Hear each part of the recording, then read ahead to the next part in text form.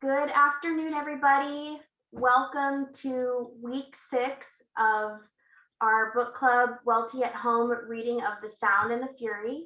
And this week, we are happy to welcome back Dr. Jay Watson to discuss part 3 with us. And with that, Suzanne, do you have anything you want to add before we turn it over to Jay? No, I'm just looking forward to talking more about Jason with someone who knows a lot more about it than I do. So we're looking forward to having Jay with us. Well, I don't know about knowing a lot more than you, Suzanne, but it's nice to be back with y'all. And Suzanne has tipped me off that you had quite a lively conversation last week about Jason. And I mean, hopefully, if you've got questions or got comments you want to share today, I will be delighted to hear them. I thought I might just start off by appreciating some kind of minor nuances or some subtle details that start to emerge from getting this deep into the novel, from kind of the cumulative effect now of reading 3 of these monologues by these Compson brothers. And none of these things are terribly profound, but I do think that they're kind of neat, and they're evidence of the care Faulkner put into building this novel that on the one hand kind of seems to be doing the same thing 3 times now. And on the other hand, I think that he is evolving subtle ways to develop and move forward as we go deeper. So the first thing I was just going to say was the voice. A little bird has told me that you already had a bit of a pre-conversation last week about how this voice is just more accessible than the voices that you were encountering in the first 2 sections. This is a voice that sounds a little bit more like it could almost be in conversation with somebody, as opposed to those deeply, almost kind of claustrophobically private voices in the first 2 sections. I don't actually think that Jason is talking to anyone in particular. I think we can catch him at some points kind of imagining that he's talking to his mother.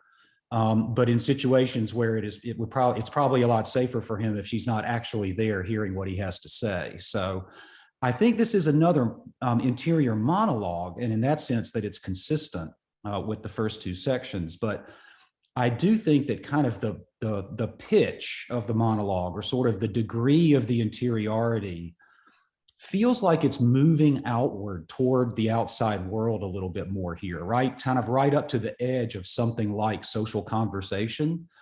And I think that's going to be really important when you see where it goes next in section 4, which I'll have the opportunity to talk with you all about in another couple of weeks. I think Faulkner is enjoying the kind of play with the different styles of these voices, of Benji's voice and Quentin's voice and Jason's voice. In a way, he's showing off a little bit. He's showing you the kind of stylistic range that he's capable of mastering. And I think he's doing it with his literary tongue in cheek, just a little bit, because these voices along the way are coming close to kind of ventriloquizing or parodying some of the more well-known literary voices of Faulkner's era. And what I mean is this: I think that in section 1, the very simple little sentences that Benji Compson sort of speaks to us on the page in some ways might remind a reader around 1929 of the Ernest Hemingway style, that kind of telegraphic style that was so influential on modern American writing. And Faulkner is kind of showing in his first really great novel that he can do this too, that he can experiment with this kind of style.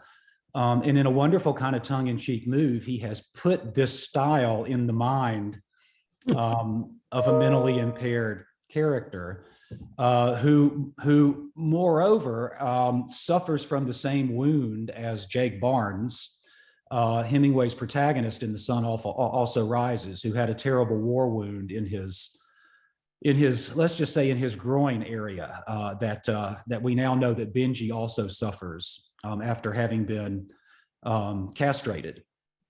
So I think Faulkner is kind of showing us that he can play around in the Hemingway style in section 1. And then in section 2, he's kind of going full blown into that interior modernist stream of consciousness style that James Joyce and Virginia Woolf had already made kind of famous as a modernist style before Faulkner got to The Sound and the Fury. And so this is kind of what I mean by showing off. It's like, yes, I can do that telegraphic sort of newspaper-like Hemingway style. And then I can do this deep dive into the psychological interior of complex people, like Joyce and Woolf did.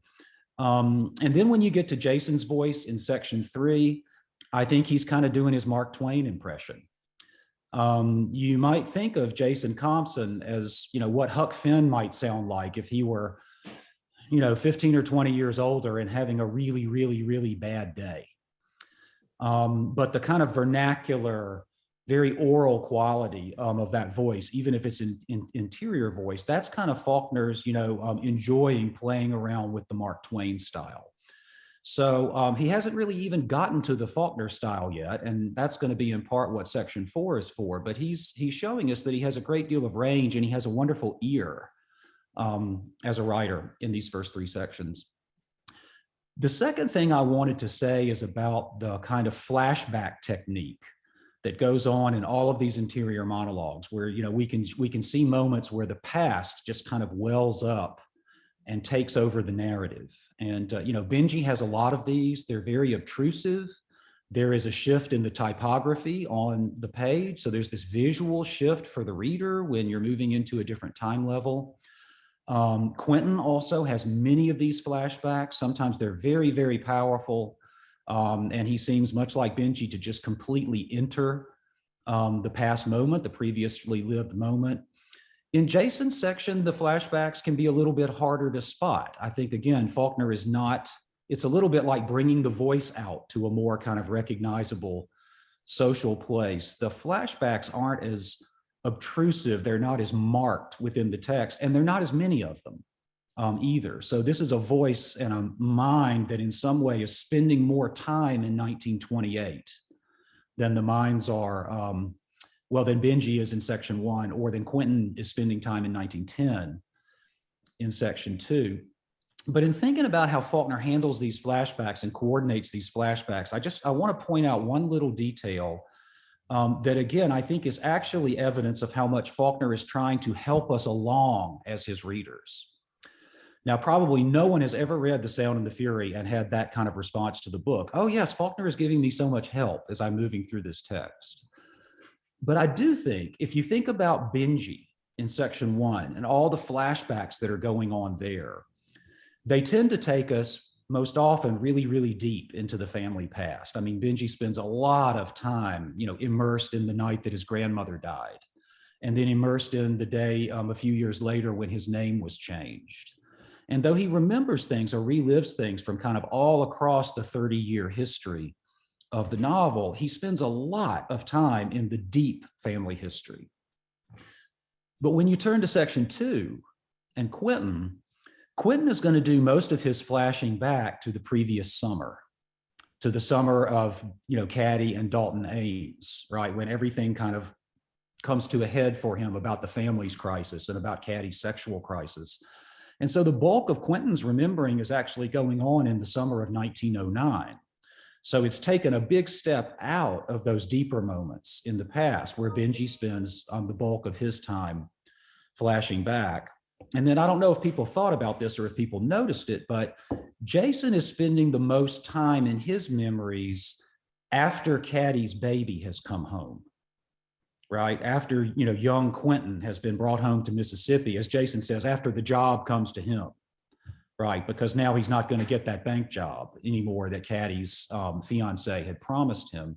They brought the job back to Mississippi. And so we know that's probably around 1910, after Caddy's had time to get married and then have the baby, and then something, go horribly wrong with the marriage and the baby come home. And he remembers things like his father's funeral, which is where he first kind of hatches the plan to extort money from his sister.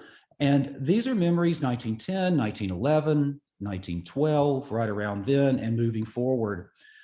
And so we can see that by sort of, locating each of these narrators in a slightly different territory of memory, a slightly different kind of chronology of memory, what Faulkner is doing, and the characters don't know that they're doing it at all, right, is filling in the details of the backstory of the Compsons. right? By setting down in a slightly different place every time. So with Jason, we get more information kind of about the middle ground, and with Quentin, just before that, and with Benji, the really, really early history. And so, strangely enough, believe it or not, this is a way that Faulkner is actually helping us get oriented, as we move through the text and kind of get more and more clarity as we go along. And these minds, these memories are moving out of more and more distant and remote pasts into pasts that are a little bit closer to the present moment.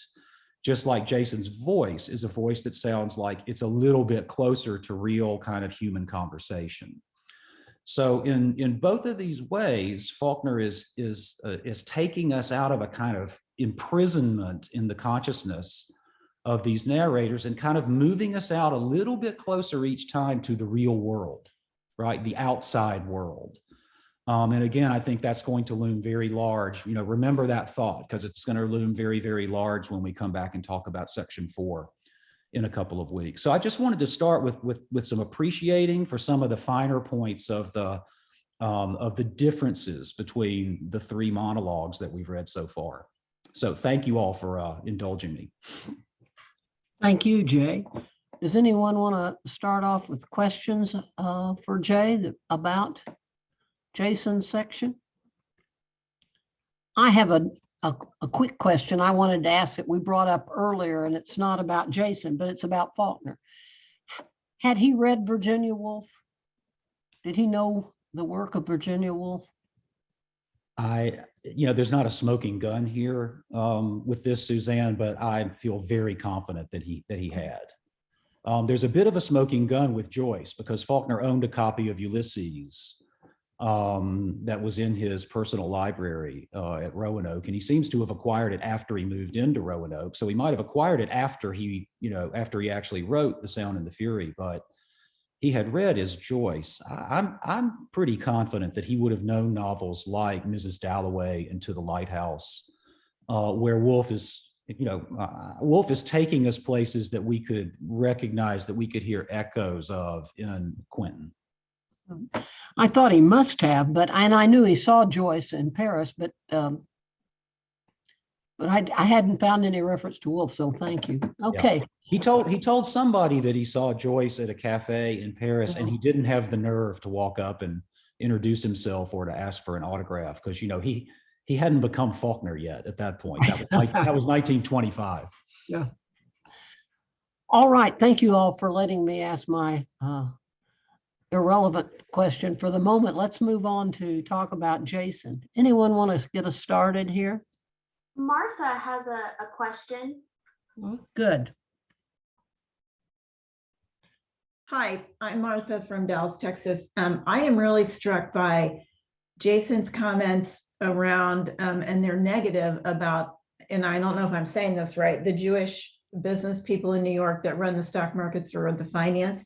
And I was just wondering if you could comment about, is this a Southern thing? Is this a Faulkner thing? Is it because of the 1929 stock market? I mean, what was the purpose of that? Well, I think Jason's anti-Semitism, which he's kind of wearing on his sleeve, along with his anti-Black racism, in some ways, singles him out even beyond other members of the Compson family as just a real kind of, white nativist personality in the 1920s. And there was, and in a way that makes him a representative figure, not only of the South, but of his nation. This was a real problem in the United States in the 20s, when there were, immigration restrictions put through and a lot of anxiety about kind of the country losing its white basis. So I think that's part of what you're hearing in Jason. But Jason is also just of the 3 brothers so far, he's just the most financially aware and obsessed. And so I think he falls into a lot of those easy old stereotypes, about Jewish people in finance. So yeah, he's convinced that, the stock market and the futures market, he's investing in cotton futures, right? When we're reading section 3, that these markets are all controlled, right, by these northern financiers, and he envisions them as Jewish. And that's a fantasy, that's a stereotype that was already, over 100 years old when we hear Jason voicing it. There's, you know, the stock market hadn't crashed yet when Faulkner composed this novel. So there's actually something kind of prescient, you know, or something almost prophetic about, you know, Jason's sensitivity to the sort of boom and bust thing going on, you know, on this one day of investing in 1928. But we're still about a year and a half away, you know, from like Black Thursday and Black Friday and the crash of the stock market. But in some ways, this novel sees it coming, or this novel sees the kind of volatile, you know, economic atmosphere that was just part of the times in the late 20s. And of course, that just makes it even more frustrating when Jason doesn't ever seem to be able to really hit it big, you know, with his investments like he wants to. Thank you. Another question? Cheryl has a comment.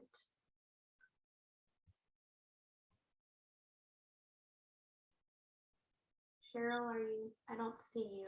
You can unmute yourself. Sorry, everyone. This is my first time with this group. I thought Mr. Watson handled that brilliantly, and I was only able to, again, this is my first time, listen to about half of the last meeting where it was discussed Faulkner's use of the N-word. And one of the reasons that I'm drawn to Faulkner, and now I'm getting to know Eudora Welty, is that he was not a racist. He was able to picture, create characters that symbolized their particular time period.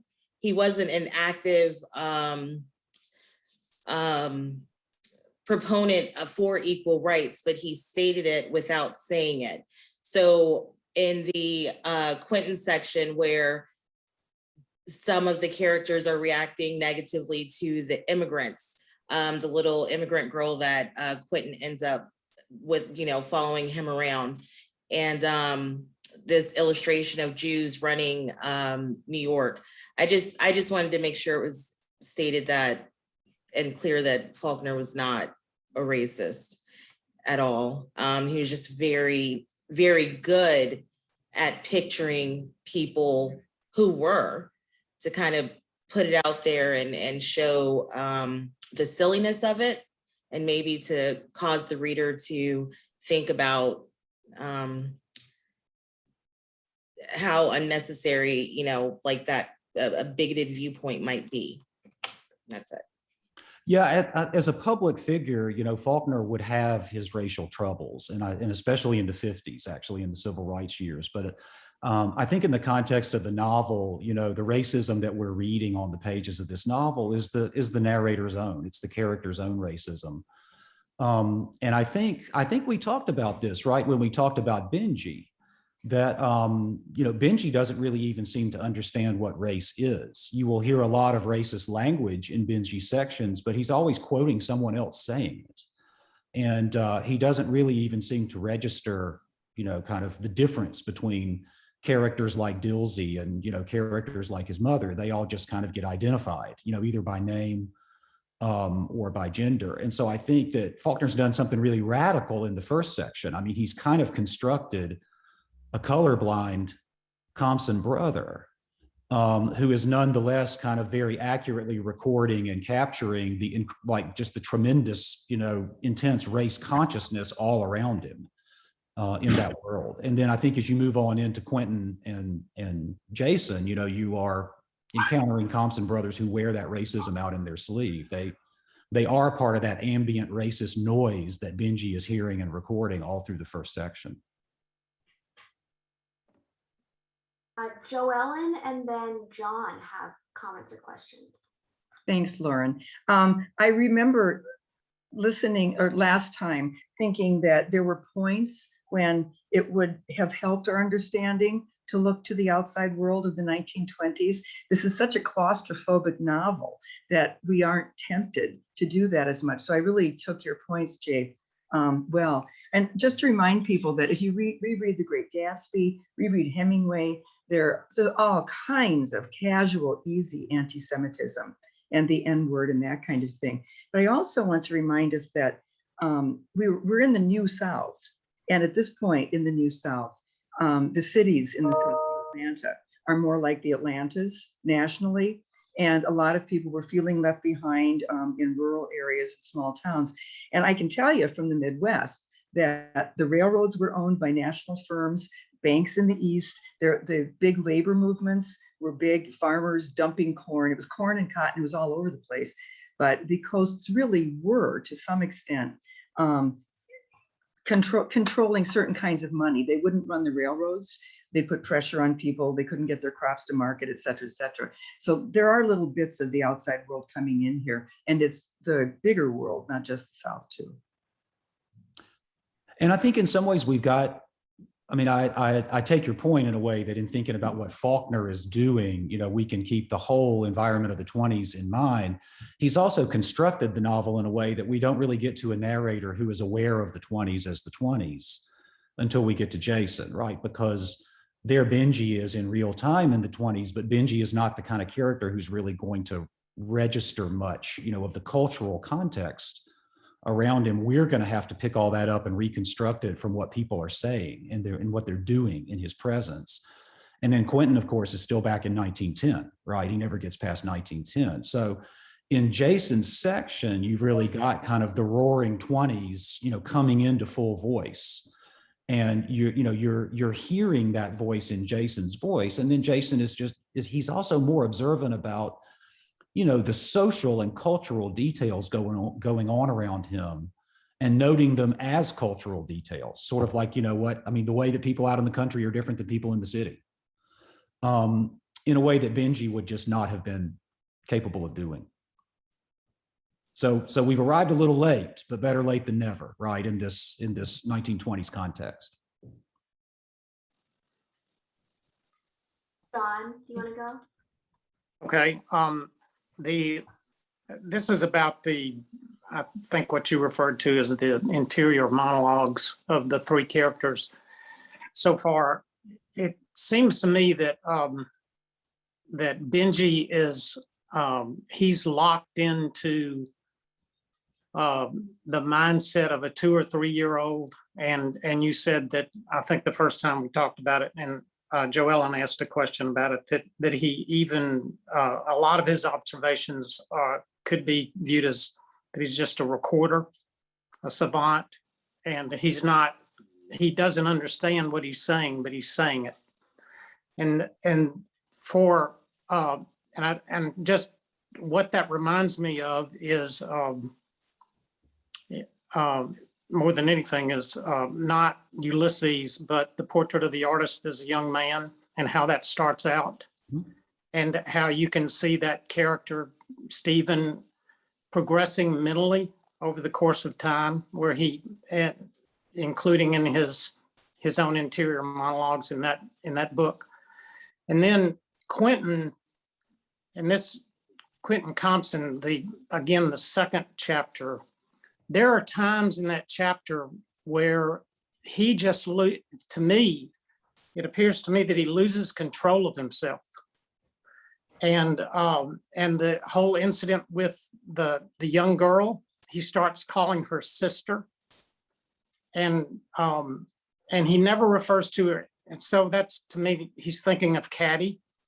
And then when he has the fight, I think with Bland says something, and all of a sudden he doesn't even remember why he gets into the fight with him.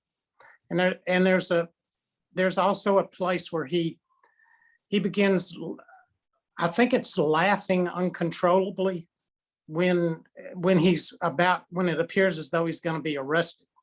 So his mental state is entirely different from Benji's, but it's revealed in such a way that, again, there's some things that he reacts to that another person simply wouldn't react to, that, you know, with the same experience.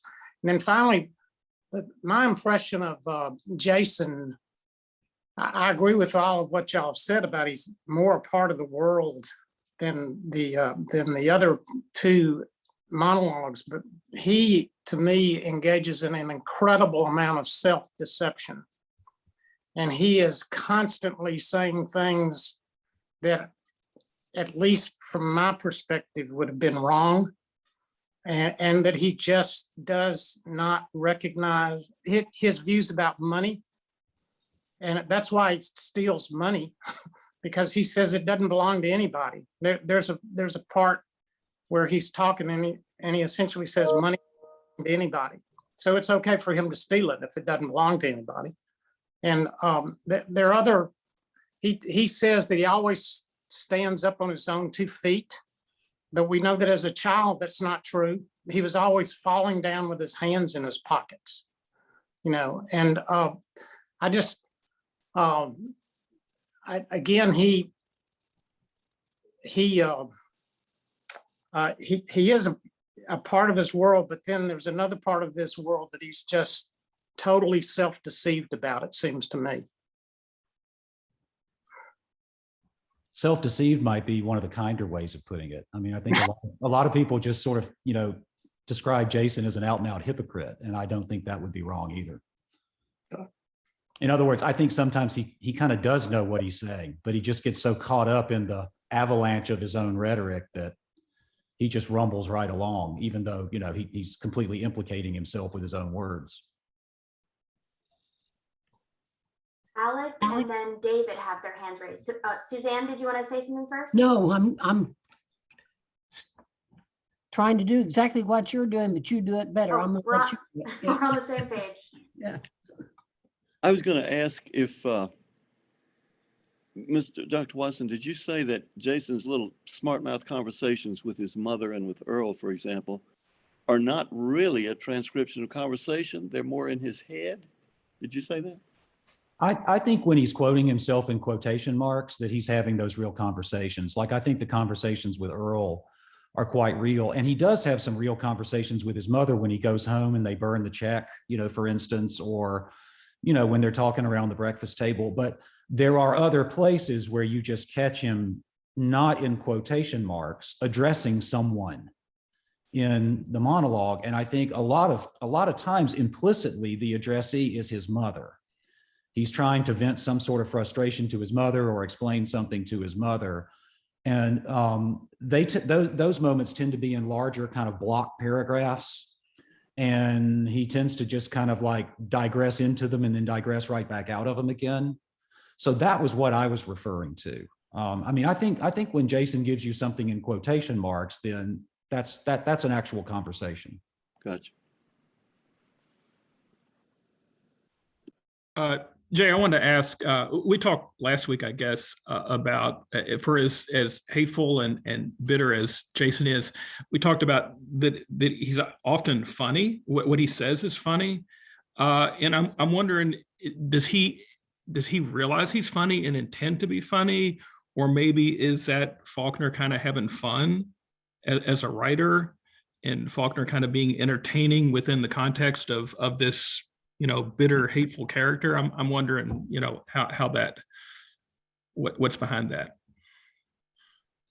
Well, for me, a lot of the humor is ironic. I mean, a lot of the humor comes as much out of what Jason sort of isn't hearing in what he says as anything that he intends. But he also does have a very kind of wry and ironic and sort of, you know, a sense of humor that runs to the fatalistic side. And I think sometimes those observations that he makes that are less bitter comments about someone else than sort of fatalistic comments just about his own, you know, his own bad luck or what a martyr he is or how he just can't catch a break. I think sometimes he intends a note of humor in that. And, you know, and maybe humor that can just dial down the self-pity just a little bit. And the one example I can think of right off the top of my head is, you know, he gets in his car and he tries to chase Quentin and her beau, the guy with the red tie, out into the countryside and, you know, catch them because he knows they're going to be fooling around. And he knows they're parking next to somebody's field, and he gets out of the car and tries to track them down, and they backtrack and let all the air out of his tires and then leave. And when he's on his way back to the car, when he's looking for him out in the bushes, he observes that, like, he let his hand rest in a bunch of poison ivy or poison oak or something. And he says, the only thing I couldn't figure out is why it was just poison oak and not a snake or something. And so, like I say, I think there he, you know, that's a little bit of a joke on himself, and he knows the joke is on him. And in fact, even in the larger context, the joke is on him. I mean, Quentin and the red tie guy have totally punked him. So I don't know, but I can't necessarily promote his humor very far beyond that. I think section 3 is a lot funnier than just that. And so a lot of that humor comes from just, the reader's delight in catching Jason in hypocrisy or in these complete breakdowns of self-knowledge, or predicting and anticipating and being really confident about things that even we can tell are never going to happen.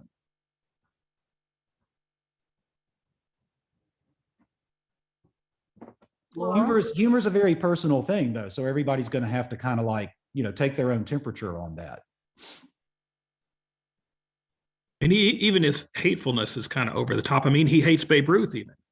Mm-hmm. Mm-hmm. Yeah, that's, the Yankees don't have a chance in 1928, right? But, Faulkner knows they went to the World Series, and they had, won the World Series the year before too. So Laura and then Chris, is that right, Lauren? Yep.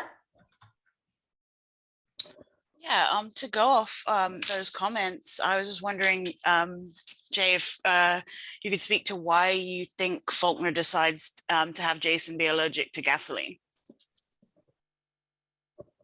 Well, on the one hand, it's kind of an extension of his mother's sick headaches and, her invalidism. And so it's kind of proof on the page that he really is mama's boy, as she seems to be so proud. He's a Bascom through and through. But I mean, I think there's, like his incompetence with his own car, right? It seems clear he comes off as though he bought that car because his mother likes to ride around in a car, but it's pretty clear that that car is part of his self-image, as a modern man who is competent in the present moment, right? Where we've seen these brothers of his just, lost in the past. So this is Jason's way of kind of being in denial about the degree to which he too is, stuck in this past that he can't get out of. So I think being allergic to gasoline or getting the headaches from the gasoline is also like being a kind of incompetent driver and, like not keeping enough air in his tire and depending on, black kids in Jefferson to kind of pump his gas for him and do all of his little minor auto repairs. It's a costume he puts on of kind of 20th century competence that he actually doesn't really have. I don't know. Did you have a different thought, Laura? No, I mean, I think definitely that just, the reaction to modernity and thinking back to the conversation at the beginning. I mean, the car in Fitzgerald obviously, represents the same kind of thing, like who is modern, who is living in the past, that kind of thing. So yeah, I'm with you. Jay, what about the appendix where Jason seems to be a much more competent businessman than he does in his own section here? Why was Faulkner doing that, do you think? Well, and in some of the Snopes novels in the 50s, Jason also has some cameos where he's turned into a pretty successful person in Jefferson. For me, Suzanne, when you get to the appendix, I just think of Faulkner almost more as a literary critic who is reading his own work and commenting on it than kind of as like the author extended 15 more years into the future of the novel. So I don't always put a lot of stock in the appendix as something that ought to be like rejiggering a reading of the novel itself. But I don't know, that's not a good answer to your question. But I think that if you see inconsistencies there, that it's not surprising, sort of given that it was 15 years later and Faulkner was kind of returning to try to explain his novel to a literary critic who was anthologizing his work. Yeah. Do you think it should be published with the novel or not? I think it ought to be published as an appendix, which is to say, the Vintage International editions now have got kind of a notes section in the back, and I don't think it would be a bad idea to locate the appendix there. Thanks. It's Chris and then Cheryl, I think.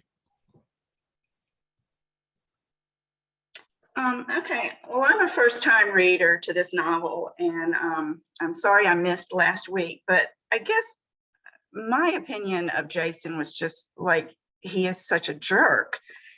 And maybe almost in the way like people placate an alcoholic, you know, his mother, like, oh, if I only had to have one son left, I'm so glad it's you, and you bear the burden. And, you know, how he makes everyone come down to dinner before he'll get up and eat, and burning those tickets to the show, just cruel, you know, when all Lester wants is a ticket to the show, and he, you know, Diltsey just is like, go ahead and do it, we know you're going to do it.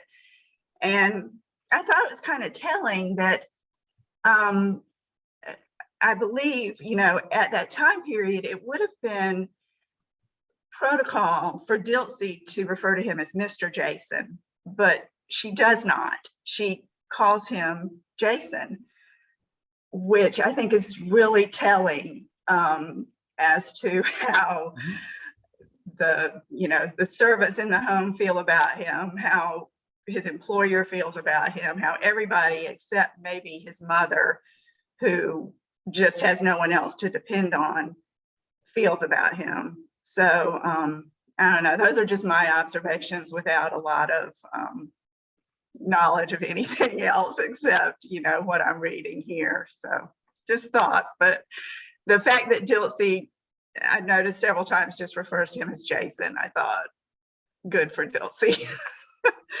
Well, I think you're absolutely right to focus on the nuances of the racial etiquette there. That is always important in Faulkner. It is always important. And he never takes a page off when it comes to the implications of the way characters are addressing each other, and especially addressing each other across the color line. So you're absolutely right that it is a kind of backhanded, you know, gesture of disrespect for her not to refer to him as Mr. Jason. And I think compounding that is she's sort of also telling him that she doesn't see him as the man that his father was, right? Whom she would have called Mr. Jason, and probably does, although I'm not necessarily remembering any, you know, particular page where she calls him that. So in a way, the insult is double. And it's not even the most overt thing that she says. So Diltsey is capable of backtalk to the Compsons, and to Mrs. Compson, and, you know, to Jason. And at one point, and I think it's one of these times when he's being cruel to Quentin around the dinner table, you know, Diltsey says, "You're a cold man, Jason Compson, if man you is." And, you know, that is Jason right where he lives, in this kind of, you know, obsession that he's got with his own manhood, right? His own macho. It's just one of the many ways in which kind of Section 3 manages to take him down a peg or two, right where he kind of fancies himself the most, which is about his own manhood. He is a thoroughly woman-made man, right? And that's one of the, you know, major things that he is in denial about. You know, if John was telling us about all of the things that he doesn't understand about himself, one of the most important is how he is utterly dependent on all four of the major women in his life, right? His niece, his sister, his mother, and Diltsey. But it's not lost on Diltsey, right? If man you is. Cheryl? Yes, one of my favorite parts is, in fact, where Diltsey calls Jason Satan based upon his behavior. And we were talking about as deplorable as Jason is, some of the more humorous comments that he has made, and with the utmost sensitivity that I have for mental handicaps, when Jason is complaining about having to take care of a house full of Negroes and depriving Jackson of their star freshman. That was my personal favorite Jason moment. And I noted that there was a lot of selfishness and self-centeredness by the characters in this chapter as a whole. Well, not as a whole, specifically from Jason, we already know, and from Mrs. Thompson, but even with young Miss Quentin, I thought that her behavior was very self-centered. And I understand that she didn't grow up with Caddy, but clearly there was some kind of relationship because Caddy was sending her letters. So I guess my question is, do you think that she's another example of a selfish Thompson person? Well, she may be intended to kind of paint a portrait of a generational change where sort of Quentin is not quite the girl that her mother was, right? Even though they're both kind of seen by the family in the same terms. Caddy has this sort of adventurousness and this bravery and courageousness to her, and this kind of eagerness to charge out there into life that maybe we don't quite see in the same way in Quentin, or maybe we do. I tend to cut Quentin a little bit more slack than the other members of her family. And one of the reasons why it seems to me that she might be self-centered or she might be oriented toward herself is that she doesn't really have a champion in the family. The way that even Jason had Mrs. Thompson, and Quentin and Caddy and even Benji had Mr. Thompson. And it seems like Mr. Thompson might have been, Miss Quentin's, baby Quentin's champion, but he didn't live long enough to really be that person, right? And fulfill that role. So if there's no one really looking out for you, Dilsey is a little bit, but if there's no one really looking out for you, you have to look out for yourself. And, to some degree, Cheryl, that's how I read Miss Quentin. That might be a little more generous than she deserves, but, and I can't admire her as a character as much as I admire her mother.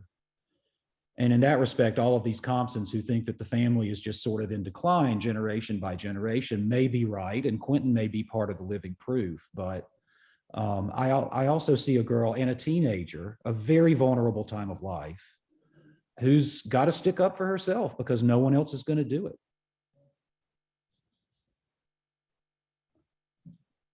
John? Yeah, I wanted to just agree with that.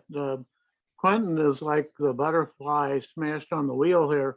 She's a teenager and she's in this gothic nightmare of a place with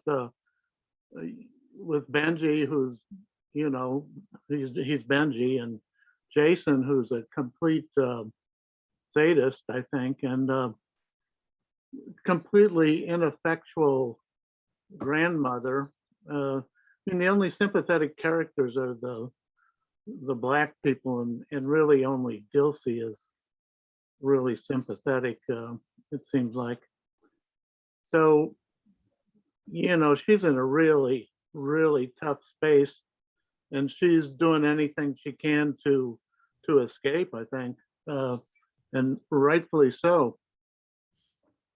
What about when she turns on Dilsey, though, when Miss Quentin turns on Dilsey, Jay? That's the most difficult to bear, I think. It is, and that in some ways it's just human, Suzanne. It's just a bad moment for her, right? And it's difficult to envision her having gotten a lot of real warmth and nurturing in her raising. And sometimes that creates kids, or it even creates adults who have difficulty with intimacy and difficulty with care being expressed. And I don't want to overinterpret her. I think at the same time, it's also just a kind of flash knee-jerk reaction to the situation in which I think she's feeling very much kind of entrapped and ambushed in that dining room. And so, when Dilsey steps in to try to help, she's just sort of like the collateral damage in that particular moment. So it's not that I would want to excuse it, but I feel like I see it in the larger context. Right. And that it's just one of those little eruptions that you might, if you had talked to Quentin the next day, maybe she would have wanted a do-over, from that moment. Whereas I can't imagine Jason really wanting a do-over on any of his particular acts of cruelty to people. The thing that I would add also to John's comment is that Quentin has got to be aware on some level that for Jason and Mrs. Thompson in particular, she's mainly just a surrogate for her mother. I mean, she's this person with whom Jason and Mrs. Thompson are acting out all the difficulties that they had with Caddy. And it's one reason why they're obsessed with controlling her, as they couldn't control Caddy, right? And look what happened. It meant a lot of personal frustration for both of them in their lives. In some ways, Quentin has got to know that that it's not even she that they're interacting with, right? She just stands for somebody else in their imagination and in their behavior. And that's a terrible thing to do to a person, right? Is to just make them into a kind of living symbol or a living stand-in for something else. But I do think it's what they do to her. Oh. Just as Quentin kind of wants to make Caddy, right? Like a living symbol of, Compson honor or Compson whiteness or the family reputation. And so, it's like history is repeating itself. This is going on for another generation, right, of young Compson women. They're being forced to signify something, right? To symbolize something for everybody else in the family. Thank you. More questions?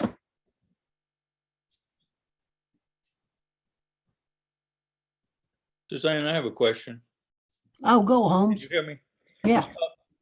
This is a complicated story about the Compson family, and it's a complicated book in the way it's told. Does Faulkner, when he approaches the novel, have all of this in his head?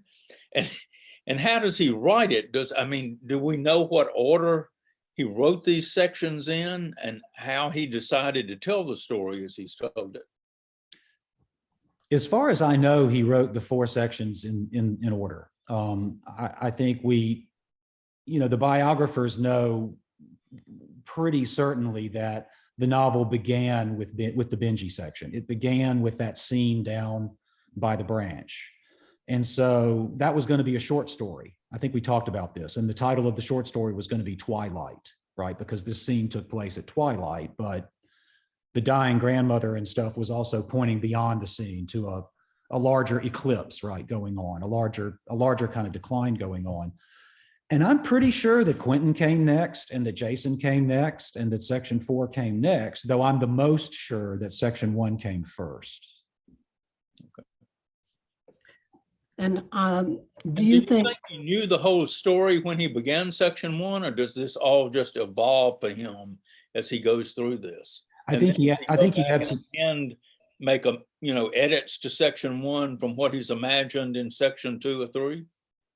Well, so to answer your first question first, I think he absolutely did not already envision everything that was going to happen when he started section 1. I mean, I think that something clicked for him with those scenes that he was engineering between Benji and Caddy, and in a way, kind of like the whole family suddenly got a story. And the story just bloomed for him. And so he was writing to explore and to discover much more than he was writing to kind of get down something that was already thought out in his head. And then the second thing I would say is that the holograph manuscript is heavily edited.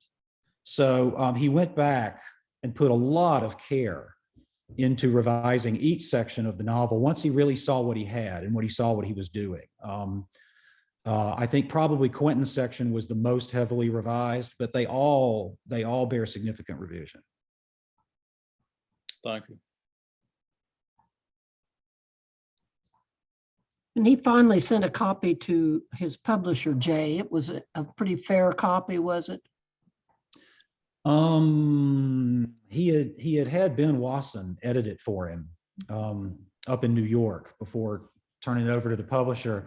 And Wasson changed some things, and he changed some things in section 1. He tried to change the technique and change the style to make it more clear. And that got Faulkner. Wasson was a good friend, and Faulkner got really angry at it and said, no, don't touch this. Don't tamper with it. It's done the way I want. And so the two of them then kind of shepherded a house copy on through for the publishers. And so by the time it got to be, I think, like a typescript for Harrison Smith, I think it was a good bit farther along. Mm-hmm. But you can see at the University of Virginia, you can see the holograph manuscript, which is That was the biggest chill bump moment of my entire career, was like standing in special collections at Virginia and seeing the holograph manuscript of The Sound and the Fury. I just like, oh, it was just so tingly, shivery, great. I just can't even describe it. But it is significantly edited. I'd like to see that. I'd like to have that moment. It's pretty great. Yeah. Other questions? So last week, did you feel like you figured out the financial scam on your own?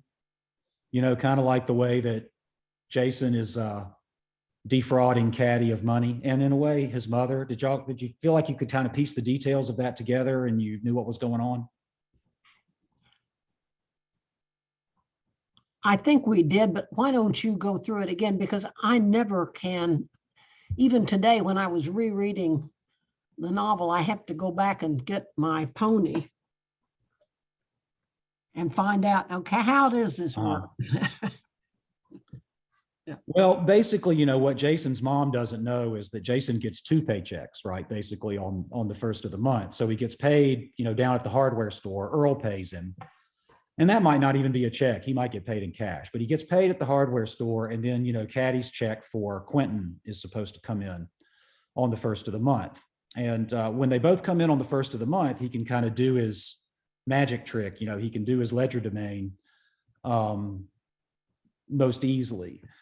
So he cooks up a doctored check, right? He counterfeits a check in Caddy's name to take home for his mother to burn. And I'm sure everybody noticed, right, that Quentin has gotten in trouble at school for forging Mrs. Thompson's name on her report card. And Jason is like, oh, no, you know, what a bad girl. And then he does the same thing with Caddy's check. So he takes this check home and they have their elaborate ceremony of Mrs. Thompson burning that check because, you know, she's not going to have the family depending on the money of a fallen woman.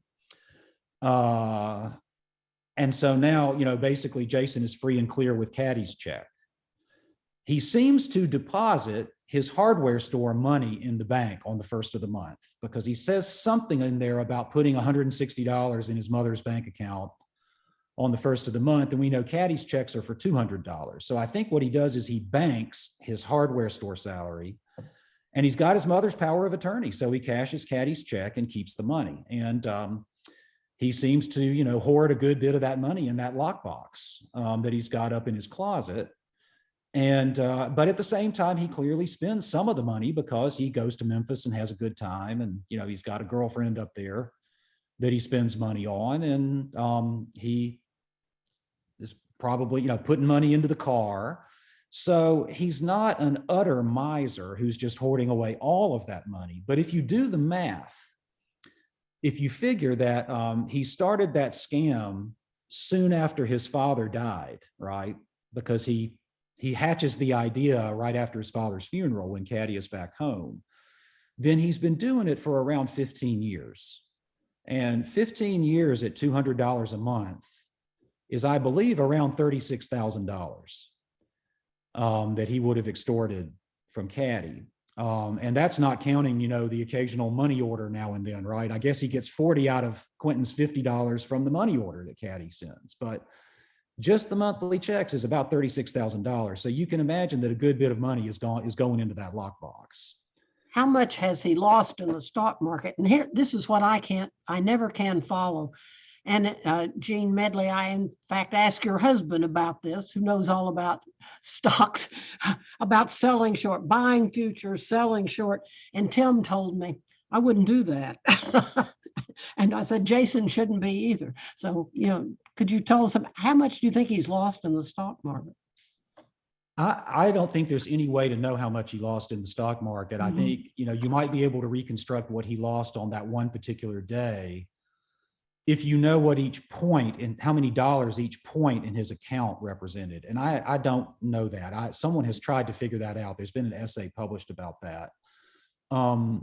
But I think, you know, what we know is that Jason sold short. He got some financial advice to sell short, which, you know, means he's kind of like cashed in a contract to buy a certain amount of cotton by a certain date. And when you sell short, what you're betting on is that when the sell date comes, the price of cotton is going to be lower than what you sold it for.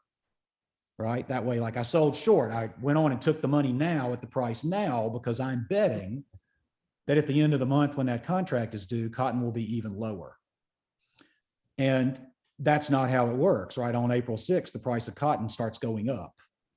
And when it goes up, Jason's account can't cover the margin, right, between the amount of money that he cashed in selling short and, now what the cotton is going to, be worth on the market, what he's going to have to sell it for on farther down the line. So they close his account out and he loses money. And I couldn't tell you how much money it is, Suzanne. And I don't think we don't have a real sense of how often this happens, except that Jason says that all he's doing is trying to hit it big on the market one time, like make one big score, and then he can just walk away and they can even like sell the house and send Benji to Jackson. And that'll be it. His hands will be clean. So he doesn't ever seem to have hit it big that one time, which might mean that there've been a lot of days like this. Mm-hmm. On the other hand, it might mean that there's never been a day as bad as this, right? Because like this is Good Friday. Jason is kind of getting crucified. So maybe this is the, Jason Compson is kind of getting crucified on Good Friday. So maybe this is the worst day that he ever had. But the question is why he would want to do this in the first place, right? Like why he needs to speculate in cotton when he's got a steady $200 a month income, right, coming in that I was going to say he doesn't have to lift a finger for, but actually it's a lot of work trying to keep Quentin in line. So he actually does have to work pretty hard at his job, right, to get his $200 a month. And so what is it that creates this desire in him to just hit it big once? Like, what is he trying to accomplish by hitting it big? Harriet, I think you had a question. Is that right? Or have we lost Harriet? Take your hand down. I'm here, but I put my hand down. I was just, my calculation was that at lunch, he lost $200 to gain 40. And that, he's that the irrational in Jason has been costing him money, I think, for a while. Yeah. Who's next? Is Jenny? Is that right? Jenny and then John, and those are probably our last two comments for today. Yeah, the money seems to be a big deal through this whole novel. It starts off with a quarter, and how important that quarter is. The golf ball that he tries to get a quarter for from the golfer, and then the golfer taking the ball and saying it's mine. And his comment later, Luster's, is, geez, guess that's just how the white man is or something. I'm not quite sure. It was along those lines. And then later with Quentin, the fact that, they sold part of the pasture for him to go to Harvard. And he decides he's going to wait to the end, the boat race. Mm-hmm. And then he goes over the bridge. Interestingly enough, if it was the Great Bridge or the Anderson, which hadn't been built yet, at the foot of that bridge is the Harvard boathouse, which kind of just is kind of an insult, or the idea that I was waiting for the end and, this is what I'm going to give you, in terms of his father. And also, one thing I wanted to bring up, I don't know if anyone's aware of this or people brought it up, is that guy's name Shreve. Mm-hmm. Shreve. It reminded me so much, I spent most of my life in Boston, and there is a store there. It's kind of like the Emporium of Good Taste called Shreve's, Shreve Crump and Low. And they sell mostly jewelry and watches. And the fact that this guy's name was Shreve, coincidence or, not coincidence, but I thought it was kind of interesting. But money is very big in how people use it throughout this. And I don't know what's going to happen in the, the last section, but you'll be pleased. Yeah. No, I would, I mean, I would agree that you can sort of track, money and the kind of, financial self-consciousness and stuff all the way through the novel, but it means the most to Jason. And one of the reasons it means the most to Jason is that when Caddy screwed up, right, he lost that job at a bank. And so both the prestige associated with that and the fact that it would have been a job working around money and, counting money and handling economic transactions, and the fact that he will, forever be in debt, right? He'll forever be in the hole for that bank salary he didn't get, even after he has basically replaced it by swindling Caddy, because Caddy screwed up in 1910. He lost the bank job in 1910, and it took him a couple of years, right, until after his father died for him to finally figure out what to do about it. So even though he has basically now kind of compensated himself for losing the bank job, he can never go back and get himself repaid for those first couple of years before he cooked it all up in his head. And that I think is why he invests in the cotton market, is because if he can get it big that one time, maybe he'll make up the difference, right, between, starting to swindle Caddy around 1912 or 1913 and losing the bank job in 1910. All right, John, do you want to add your last comment here? No, we're past 1 o'clock and I can defer it until next week or the week after. Sounds good. I want to tell one story quickly, and that is that my grandmother used one of those blank bank drafts. She had a child in the hospital and she didn't have the cash to pay to bring her child home. And so she wrote a check on a blank draft. And she got home and she told her husband, my grandfather, that she had done it. And he said, well, why did you write it on that bank? We've never had any money in that bank. And my grandmother said, I figured we had as much in that bank as we had in any other. And that was it. Well, then I'll tell one story of my own that is just a Section 3 story. Later on in her life, Faulkner's mother gave an interview to a literature scholar. And in that interview, she claimed that Jason Compson's voice in the novel is a dead ringer for Murray Faulkner's voice, for the novelist's father. So that I made a big deal about ventriloquizing Twain, but he's also ventriloquizing his father in Section 3. So it's not the most flattering kind of, voice portrait in the world, but Maud certainly thought that that Faulkner was, that he was reproducing his father's voice in that character. Yeah, hard to be in that position if you're the father. Yeah. All right, Lauren, I think we're done. Well, yeah, thank you so much, Jay. Thank you for everyone who asked questions today. And Jay, we look forward to having you back one last time for Section 4 in a couple weeks. I will look forward to being here. Thank you, everyone. We'll see you next week. Thank you. Thank you all. I enjoyed it. Much.